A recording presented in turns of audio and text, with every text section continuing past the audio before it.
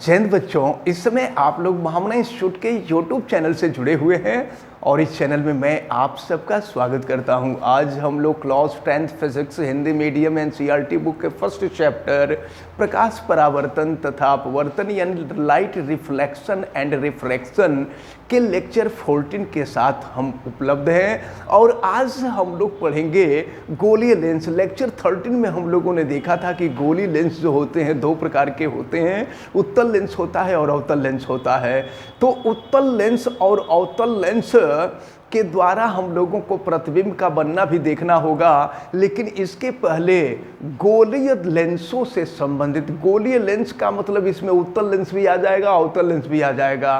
तो गोलीय लेंसों से संबंधित परिभाषाओं को हम लोग आज देखेंगे, यानी definitions according to spherical lenses, इनका हम लोगों को आज अध्ययन करना है। और इसके बाद फिर हम लोग देखेंगे कि प्रथम मुख्य फोकस क्या होता है, द्वितीय मुख्य फोकस क्या है, प्रकाशिक केंद्र क्या होता है, और फिर हम लोग देखेंगे वक्रता केंद्र, और फिर ये भी देखेंगे कि लेंस के वक्रता केंद्र दो क्यों होते हैं। इन सबको हम लोगों को देखना है। आपने देखा था कि दर्पण का वक्रता केंद्र एक होता था, लेकिन लेंस का वक्रता केंद्र दो होता है। तो इन सबको हम लोगों को देखना है आज। तो हम लोग शुरू करेंगे सबसे पहले वक्रता त्रिज्या और वक्रता केंद्र शुरू करेंगे सबसे पहले। लेकिन वक्रता केंद्र शुरू करने से पहले मैं आपको बता दूं कि महामना इंस्टीट्यूट के सभी बैच प्रारंभ हो गए हैं। 9th 10th 11th 12 Hindi medium, English medium, science, art, commerce के सभी बैच प्रारंभ हो गए हैं। और आप चाहते हैं कि 10th में बहुत बढ़िया नंबर आए, यानी बोर्ड के एग्जाम में आपका बहुत बढ़िया नंबर आए, तो आप तत्काल महामना इंस्टीट्यूट में एडमिशन ले लीजिए। आप देखते होंगे अलग अलग कोचिंगों में, किसी कोचिंग में फिजिक्स की अच्छी पढ़ाई होती है, किसी में केमिस्ट्री की अच्छी पढ़ाई होती है, किसी में हिंदी की अच्छी पढ़ाई होती है, किसी में इंग्लिश की अच्छी पढ़ाई होती है, कहीं हिंदी का अच्छा होता है, कहीं सोशल का अच्छा होता है। लेकिन महामना इंस्टीट्यूट वाराणसी का एक ऐसा इंस्टीट्यूट है जहाँ हर सब्जेक्ट की पढ़ाई बहुत अच्छी होती है। इसलिए आप सब लोग, जितने भी लोग वीडियो देख रहे हैं, महामना इंस्टीट्यूट में तत्काल एडमिशन ले लीजिए। सभी बैच शुरू हो गए हैं। और चलिए अब हम आते हैं गोलीय लेंसों से संबंधित परिभाषाओं पर। और गोलीय लेंसों से संबंधित परिभाषाओं में सबसे पहली परिभाषा हम लोग देखेंगे वक्रता केंद्र। सबसे पहली जो डिफिनीशन होगी वो होगी वक्रता केंद्र। वक्रता केंद्र जिसको हम कहते हैं centre of curvature, centre of curvature. समझिए, हम आपको बता रहे हैं वक्रता केंद्र। जैसा कि हमने आपको बताया था कि लेंस का जो निर्माण होता था, लेंस का जो निर्माण होता है, एक बार और फिर से बता दें कि इसमें एक कांच का ठोस गोला होता है, कांच का ठोस गोला, और ये दूसरे कांच का ठोस गोला होता है। अगर इसके किनारे वाले भाग को हम मिटा करके हटा दें, इधर से भी किनारे वाले भाग को हम मिटा के हटा दें, तो इस किनारे वाले भाग को हटाने के बाद हम लोगों को यहाँ पर लेंस प्राप्त होता है, उत्तल लेंस प्राप्त होता है। तो अब जरा ध्यानपूर्वक देखें तो गोलीय लेंस जिस गोलों से मिल करके बना होता है, गोलीय लेंस में उत्तल लेंस अवतल लेंस दोनों आता है। गोलीय लेंस कांच के जिस ठोस गोलों से मिल करके बना होता है, उन गोलों के केंद्र को, तो इसका एक केंद्र इधर की तरफ होगा, एक केंद्र इधर की तरफ होगा। यही वजह है कि लेंस के दो वक्रता केंद्र होते हैं। तो ये लेंस का पहला वक्रता केंद्र C1 कहलाता है और दूसरा वक्रता केंद्र C2 कहलाता है। तो अब इसको आपको मैं डिफाइन कर दूं, डिफिनीशन बता दूं। वक्रता केंद्र यानी सेंटर ऑफ कर्वेचर की क्या डिफिनीशन होगी?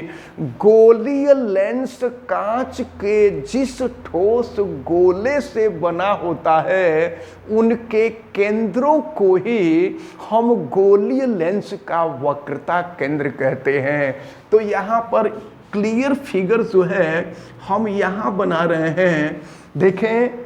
और ये जो है हम यहाँ केवल उत्तल लेंस को ही हम दिखा रहे हैं। ये उत्तल लेंस है और यहाँ बीच में ये क्रॉस वायर होता है। क्रॉस वायर वास्तव में जानते हैं क्या होता है? ये अलग अलग होता है। देखिए, जैसा कि हमने बताया कि इधर का कटा हुआ भाग ये है, इधर का कटा हुआ भाग ये है। तो वास्तव में यहाँ पर देखिए देखिए यहाँ पर एक समतल उत्तल लेंस इधर होता है और दूसरा समतल उत्तल लेंस इधर होता है। इन दोनों को आपस में चिपकाया गया होता है। तो चिपकाने से बीच में एक लाइन बन जाती है जिसको हम कहते हैं क्रॉस वायर। तो इस प्रकार के लेंसों को हम क्रॉसित लेंस कहते हैं और क्रॉसित लेंस के अंदर किसी प्रकार का कोई दोष नहीं होता है, कोई गड़बड़ी नहीं होती है। तो अब हालांकि इसको हम मिटा दे रहे हैं। अब जरा ध्यान पूर्वक देखें, जैसा कि हमने बताया कि इसका एक केंद्र इधर के तरफ होता है और दूसरा केंद्र जो होता है वो इधर के तरफ होता है। पहले वाले वक्रता केंद्र को हम C1 से प्रदर्शित कर देते हैं और दूसरा वाला जो वक्रता केंद्र होता है उस वक्रता केंद्र को हम C2 से प्रदर्शित कर देते हैं। तो इसको याद रखे रहिएगा। डेफिनेशन एक बार फिर से मैं बता दे रहा हूं कि गोलीय लेंस कांच के जिन ठोस गोलों से मिलकर के बना होता है उन ठोस गोलों के केंद्र को गोलीय लेंस का वक्रता केंद्र कहते हैं। चूंकि लेंस का निर्माण दो गोलों से हुआ होता है इसलिए इसके वक्रता केंद्र जो होते हैं ये भी दो होते हैं। पहले वाले वक्रता केंद्र को हम C1 कहते हैं और दूसरे वाले वक्रता केंद्र को हम लोग C2 कहते हैं। अब इसके बाद हम लोग देखेंगे अगली जो डिफिनीशन होगी वो होगी मुख्य अक्ष। मुख्य अक्ष इसको हम लोग देखेंगे, ये है मुख्य अक्ष। इसको हम कहा करते हैं प्रिंसिपल एक्सिस। इसको कहते हैं प्रिंसिपल एक्सिस, मुख्य अक्ष। तो मुख्य अक्ष क्या है जरा ध्यान पूर्वक देखें। तो वक्रता केंद्र को, ये जो दोनों वक्रता केंद्र हैं, दोनों वक्रता केंद्रों को मिलाने वाली जो काल्पनिक रेखा होती है। अच्छा, एक बात हम आपको बता दें कि जब लेंस लेते हैं तो लेंस में कोई रेखा थोड़े खींची गई होती है, ये काल्पनिक रेखा, इसकी हम लोग कल्पना करते हैं, ये काल्पनिक रेखा है। तो वक्रता केंद्र C1 तथा C2 को मिलाने वाली जो काल्पनिक रेखा होती है इस काल्पनिक रेखा को ही हम मुख्य अक्ष कहते हैं। ये जो रेखा आप देख रहे हैं इस रेखा को ही हम लोग मुख्य अक्ष कहते हैं। अब इसके बाद हम लोग देखेंगे प्रकाशिक केंद्र, ऑप्टिकल सेंटर। जो तीसरी डिफिनीशन हम आपको बता रहे हैं, ये तीसरी डिफिनीशन है प्रकाशिक केंद्र।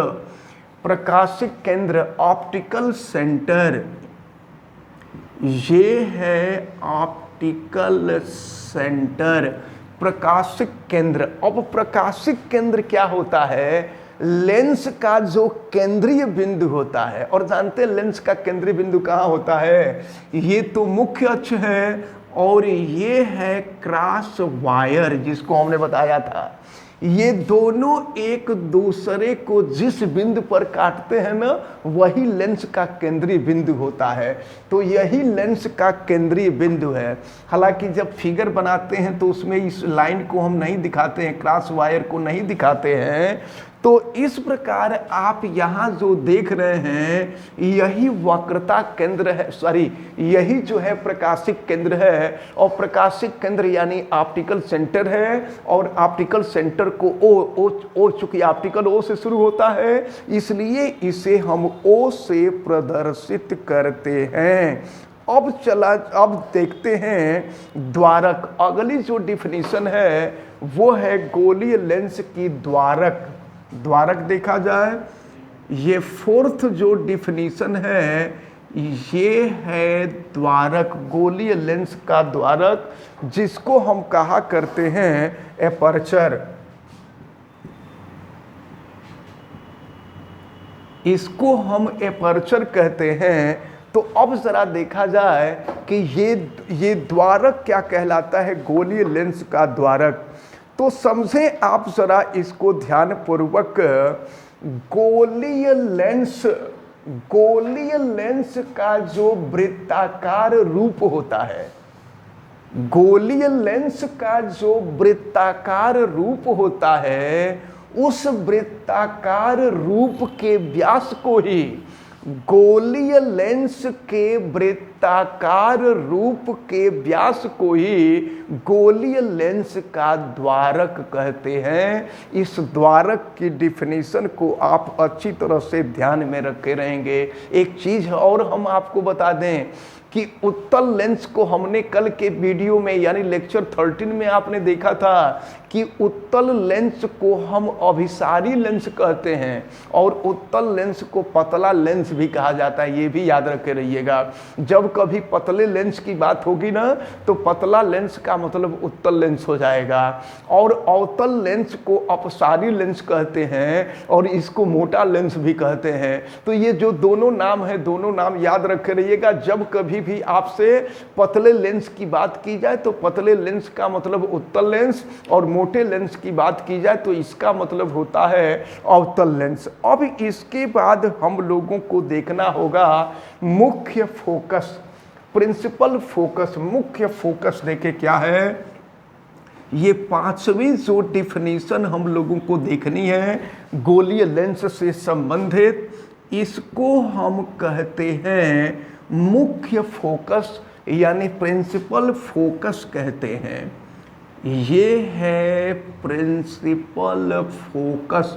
तो प्रिंसिपल फोकस देखिए, प्रिंसिपल फोकस क्या होता है हम आपको ये बताने जा रहे हैं। देखें मुख्य अक्ष, इसको C1 C2 को थोड़ा हम दूर लिख रहे हैं, यहाँ C1 लिख दे रहे हैं, यहाँ C2 लिख दे रहे हैं। अब जरा ध्यानपूर्वक देखें तो मुख्य अक्ष के समानांतर चलने वाली प्रकाश की किरण अपवर्तन के पश्चात मुख्य अक्ष के जिस बिंदु पर काटती है उस बिंदु को ही मुख्य फोकस कहते हैं। इस बिंदु को ही मुख्य फोकस कहते हैं। अब जरा ध्यानपूर्वक देखें तो इधर भी उत्तल लेंस होता है और इधर भी उत्तल लेंस होता है, इसलिए मुख्य फोकस इधर भी होगा और इधर भी होगा। तो सुन लीजिए, O से देखिए ये फोकस है, फोकस को हम F से प्रदर्शित कर रहे हैं।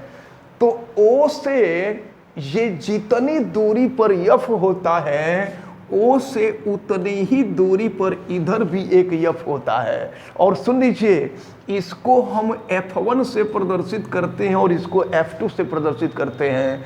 तो ये F1 और F2 प्रथम मुख्य फोकस कहलाता है। इसको आप याद रखे रहिएगा। इसी को मुख्य फोकस भी कहते हैं, यानी मुख्य अक्ष के समानांतर चलने वाली प्रकाश की किरण अपवर्तन के पश्चात मुख्य अक्ष को जिस बिंदु पर काटती है उस बिंदु को ही मुख्य फोकस कहते हैं। लेकिन इसके दोनों पृष्ठ अलग अलग लेंस की तरह कार्य करते हैं, तो इसका मुख्य फोकस इधर के तरफ भी होता है और मुख्य फोकस इधर के तरफ होता है। जो लेफ्ट में मुख्य फोकस होता है उसको F1 से प्रदर्शित करते हैं, राइट में जो फोकस होता है उसको F2 से प्रदर्शित करते हैं। लेकिन F1 और F2 दोनों को प्रथम मुख्य फोकस कहते हैं। ये प्रथम मुख्य फोकस है। और सुन लीजिए, प्रथम मुख्य फोकस के दोगुनी दूरी पर, अगर दोगुनी दूरी पर पहुंच जाए तो यहां पर हो जाएगा, देखिए यहां पर हो जाएगा 2F2 हो जाएगा, और इधर के तरफ अगर हम आ जाएं तो ये 2F1 हो, 2F ये जो है, हाँ ये 2F1 हो जाएगा, क्योंकि यहाँ से इधर इसको F1 से प्रदर्शित कर रहे हैं तो उसकी दोगुनी दूरी पर 2F1 हो जाएगा। और जानते हैं 2F1 कहाँ होता है? 2f1 c1 पर होता है। c1 और 2f1 दोनों एक ही चीज होता है, एक ही बिंदु पे होता है। और इधर c2 और 2f2 जो होता है वो एक ही बिंदु पे होता है। तो याद रखे रहिएगा, f1 और f2 को हम प्रथम मुख्य फोकस कहते हैं और 2f1 तथा 2f2 को हम द्वितीय मुख्य फोकस कहते हैं। इसके बाद हम लोगों को देखना होगा फोकस दूरी, फोकल लेंथ, जो छठवीं परिभाषा है, इसमें हम लोगों को देखना होगा फोकस दूरी, जिसको हम कहा करते हैं फोकल लेंथ, फोकल लेंथ कहते हैं। तो अब फोकल लेंथ क्या है, इसको आप जरा ध्यान पूर्वक समझें। तो अच्छा, एक चीज और हम आपको बता दें, लेंस में कोई भी दूरी, आपने दर्पण में देखा था कि कोई भी दूरी मेजर करते थे, कोई भी दूरी मापते थे तो दर्पण के ध्रुव से मापते थे। लेकिन लेंस में जब हम कोई भी दूरी मापते हैं तो लेंस के प्रकाशिक केंद्र से मापते हैं, इसको याद रखे रहिएगा। कोई भी दूरी लेंस के प्रकाशिक केंद्र यानी ऑप्टिकल सेंटर से मापी जाती है। प्रकाश के चलने की दिशा में मापी गई दूरी धनात्मक होती है और प्रकाश के चलने की विपरीत दिशा में मापी गई दूरी ऋणात्मक होती है। अब जरा ध्यान पूर्वक देखें तो गोलीय लेंस के ध्रुव से फोकस के बीच की दूरी को ही फोकस दूरी कहते हैं, इसी को फोकल लेंथ कहते हैं। यानी यहाँ से यहाँ O से F2 की जो दूरी होती है वो फोकस दूरी होती है और फोकस दूरी को स्मॉल f से प्रदर्शित किया जाता है। तो ये दूरी स्मॉल f, ये दूरी भी स्मॉल f और दोनों को जोड़ देंगे तो 2f हो जाएगा। ये दूरी यानी O से यहाँ पर कह सकते हैं 2f2 की जो दूरी होगी वो 2f हो जाएगी, इसको ध्यान में रखे रहिएगा। अब इसके बाद अगर हम लोग देखें एक छोटी सी डिफिनीशन छूट गई थी और ये जो छोटी सी डिफिनीशन होगी ये वक्रता त्रिज्या होगी। वक्रता त्रिज्या की डिफिनीशन आपकी छुटी हुई है तो इसको हम देख लेते हैं। ये जो 7वीं डिफिनीशन है, ये 7वीं डिफिनीशन है आपकी वक्रता त्रिज्या। वक्रता त्रिज्या को हम कहा करते हैं रेडियस ऑफ कर्वेचर। ये छूट गई थी, इस डिफिनीशन को हम लोगों को पहले ही देखना चाहिए था, लेकिन चलिए इसको आप समझ लीजिए।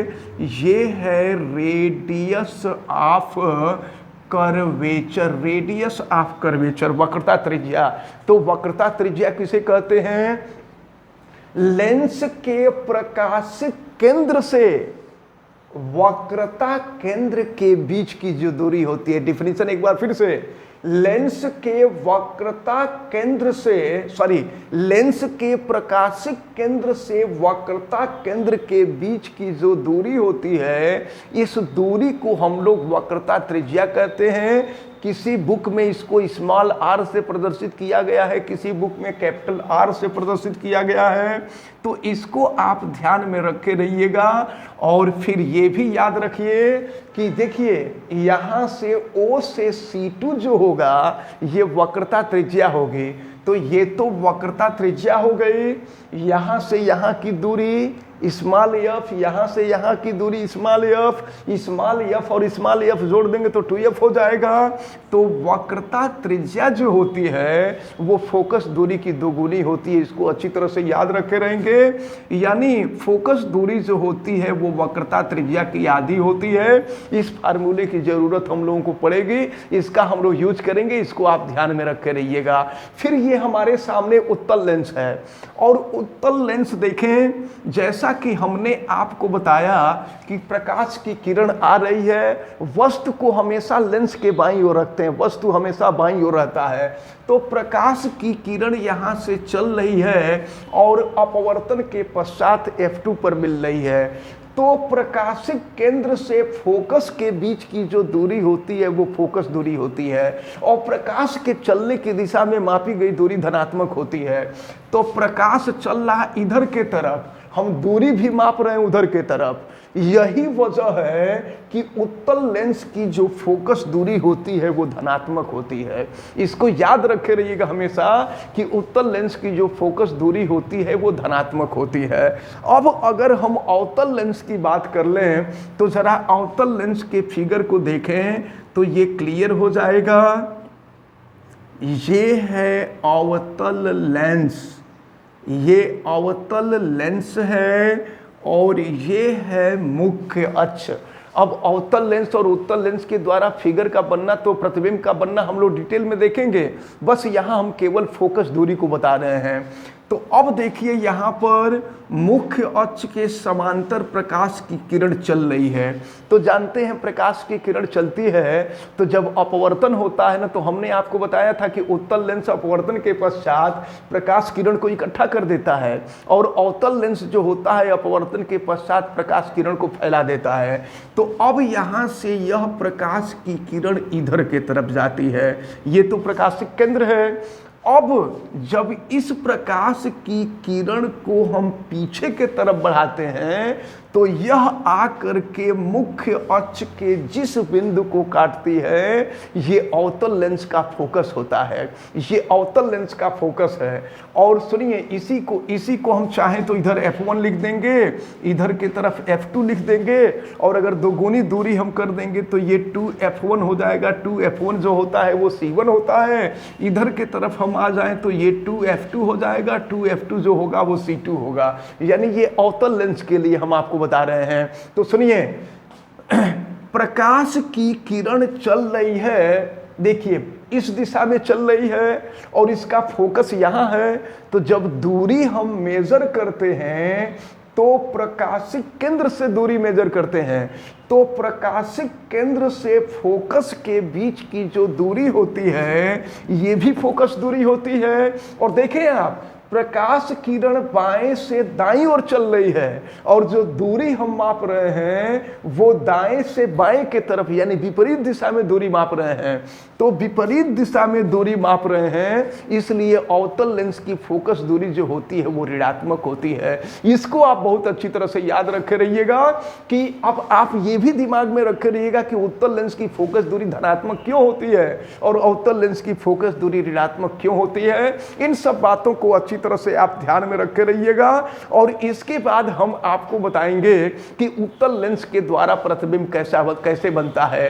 तो जैसे हम लोगों ने देखा था कि अवतल दर्पण और उत्तल दर्पण के द्वारा प्रतिबिंब का बनना, तो अवतल दर्पण के द्वारा प्रतिबिंब 6 स्थितियों में बनता था, इसी तरह से उत्तल लेंस के द्वारा प्रतिबिंब 6 स्थितियों में बनता है। और फिर जैसे यहां पर थोड़ा सा विपरीत हो जाता है और उत्तल दर्पण के द्वारा प्रतिबिंब बनने की केवल 2 स्थितियां थीं और यहां पर अवतल लेंस के द्वारा प्रतिबिंब बनने की केवल 2 स्थितियां होती हैं।